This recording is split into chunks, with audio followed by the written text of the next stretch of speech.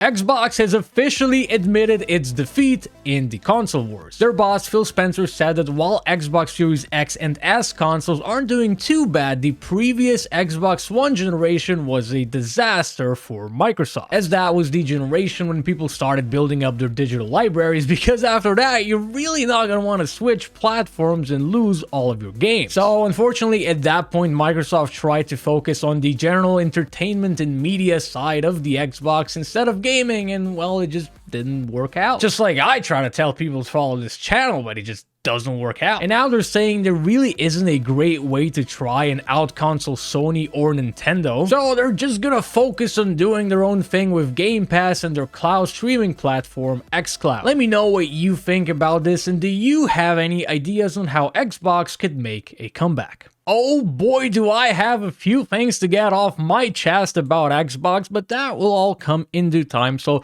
while the newest Xbox Series X and S consoles have been doing pretty decently, I mean, they do not have anywhere near the sales of the PS5 or the Nintendo Switch, but they've been doing relatively decently. So Phil Spencer and Xbox, they basically say, it's just not true that if we go off and build great games, suddenly you're going to see console shares shift in some dramatic way.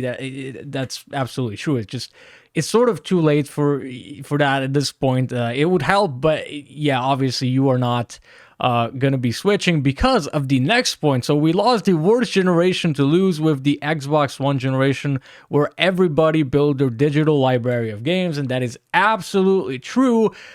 Because so I, for example, I don't really have a big Xbox library, but I am a PC gamer and I have a huge Steam library. So at this point, even if there comes a competitor like the Epic Games Store, I do not want to switch to Epic Games, even though it might be better in some sort of a way, even though it might have some exclusives, because I just have so many games on Steam.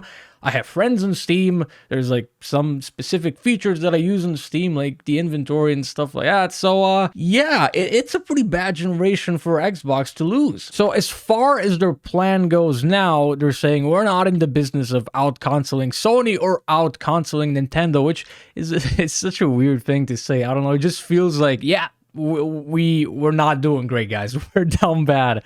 You know, usually you just don't see these companies come out with such truthful statements, you know, like, you know, normally they would just say, yeah, we are not doing quite as well as Nintendo or Sony, but we are still like super great. But no, they're being very honest in this situation. So there really isn't a great solution or win for us. And they say we have to go off and do our own thing with Game Pass, which, yeah, Game Pass, very popular. Of course, there are some tricky things with Game Pass as well, because they are getting a lot more money in with Game Pass, and a lot more people are playing so many games because of Game Pass. But the thing is, it's also cannibalizing the sales of newer games, because the thing is, well, you're paying Game Pass anyways. You really want to spend like $70 and get that new game while you have so much content on the Game Pass, you know, like when you start considering the value, you might not want to buy the new games, and therefore you're cannibalizing the sales of the new games. Anyways, so with the stuff we do with Xcloud and the way we build our games, so that is now the plan for Microsoft, for Xbox, for moving forward and just bringing back Xbox. And now I'm just going to be mentioning my personal thoughts and my issues with Xbox, because I have an Xbox Series S. So first of all, the thing is, I got my Series S a few months ago during the holiday season, and I just bought a game with it, right? Like a physical game. And to my surprise, I received the Xbox Series S and I've set it up, and it just, I couldn't play the game on it, because the thing is, you can't actually put the physical games that you would buy in a store or in an online store, whatever. You can't actually play those things on the Xbox Series X. You can only do it on the Series X because it has the disc drive.